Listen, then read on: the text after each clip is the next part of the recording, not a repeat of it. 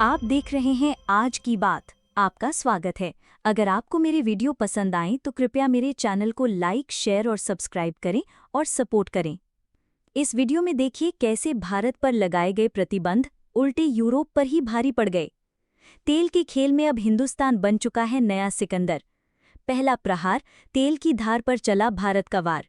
भारत पर प्रतिबंध लगाकर यूरोपीय संघ ने सोचा था कि वो एक तगड़ा झटका देगा, लेकिन उन्हें ये नहीं पता था कि हिंदुस्तान अब 90 के दशक वाला नहीं रहा। इस बार यूं ने जिस भारतीय तेल रिफाइनरी पर पाबंदी लगाई, वो फैसला अब उनके गले की हड्डी बन चुका है। रूस से तेल खरीदने के कारण भारत की एक बड़ी रिफाइनरी को ईयू ने काली सूची में डाल दिया, लेकिन असली तमाशा तो तब शुरू हुआ जब उस तेल के बिना यूरोप के कई देश अधमरे हो गए। पश्चिमी देशों ने जब रूसी तेल पर बैन लगाया था, तब भारत ने वो मौका भांपते हुए रूस से सस्ते दाम पर तेल लेना शुरू किया। भारत ने उसे अपने रिफाइनरी सिस्टम में प्रोसेस किया और फिर आगे एक्सपोर्ट भी किया, और यही बात यूरोपीय देशों को खटक गई। उन्होंने सोचा कि भारत को झुकाया जा सकता है, लेकिन यहाँ उन्हें करारा जवाब मिला। तूफान लाने चला था यूरोप, लेकिन लहरें हिंदुस्तान की दिशा में बह चली।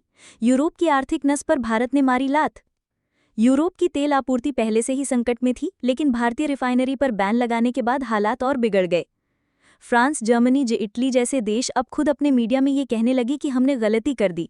भारतीय रिफाइनरी रिलायंस और नयारा जैसी कंपनियां रूस से तेल खरीदकर प्रोसेस करती थी और उस पेट्रोलियम प्रोडक्ट को इंटरनेशनल मार्केट में बेचती थी, जिनमें यूरोप भी शामिल था। यूई ने इसे स्मार्ट सर्कमवेंशन बताया, लेकिन जब खुद की फैक्ट्रियों में तेल की सप्लाई रुकने लगी तो होश ठिकाने आ गए। मजबूरी में उन्हें दूसरे महंगे स्रोतों से तेल खरीदना पड़ा, जिससे महंगाई और गहराई। यूरोप को लगा था भारत सिर्फ कूटनीति जानता है, पर भारत ने दिखा दिया कि वो रणनीति भी खेलता है और जमीन पर असर भी करता है। रूस भारत के रिश्ते पर यूरोप का जलना लाजमी था।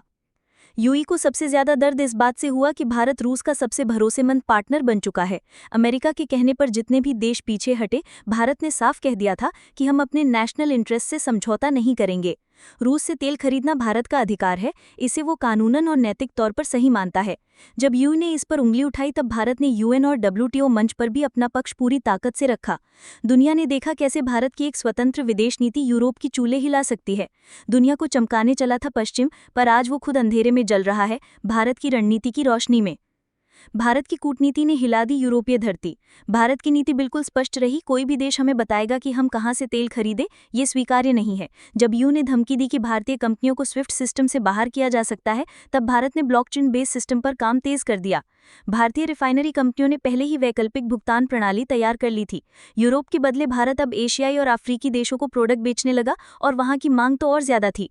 ईयू के प्रतिबंधों से भारत की कंपनियों को नुकसान नहीं बल्कि नए बाजार मिले।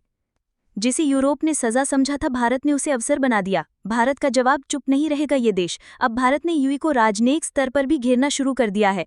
भारत सरकार ने कहा, जब अमेरिका खुद भारत से पेट्रोलियम प्रोडक्ट खरीद रहा है तो ईयू की शिकायत हास्यास्पद है। भारत खुद अब तेल उत्पादक और प्रसंस्करण महाशक्ति बन चुका है। अब कोई भी प्रतिबंध भारत को नहीं रोक सकता, वो दौर खत्म हो चुका है। यूरोप को लगता था भारत चुपचाप सब सह लेगा, लेकिन आज की तारीख में भारत आंख में आंख डालकर जवाब देता है। यूरोप का दोहरा चरित्र उजागर। यूई खुद अब अफ्रीका से तेल लेने लगा है, जहां रूस की छाया और भी गहरी है। यही यूई जो भारत को मॉरल वैल्यूज का पाठ पढ़ाता था, आज खुद उन्हीं देशों से व्यापार कर रहा है जो मानवाधिकारों के खिलाफ जाने जाते हैं। भारत की जनता ने भी इस दोहरेपन को बखूबी समझ लिया है। सोशल मीडिया पर बाइकॉट ईयू जैसे ट्रेंड्स चलने लगे हैं। भारतीय जनता ने अब पश्चिमी एजेंडे को पूरी तरह नकार दिया है। जो दुनिया को दिशा दिखाने का दावा करता था, आज खुद दिशाहीन हो चुका है। यह है यूरोप की असलियत। अंदर ही अंदर यूई में मची खलबली। ईयू के भीतर अब मतभेद खुलकर सामने आने लगे हैं। पोलैंड, ग्रीस, हंगरी जैसे देश भारत से सीधे बातचीत करना चाहते हैं। उन्हें पता है कि भारत को नजरअंदाज करना अब नामुमकिन है।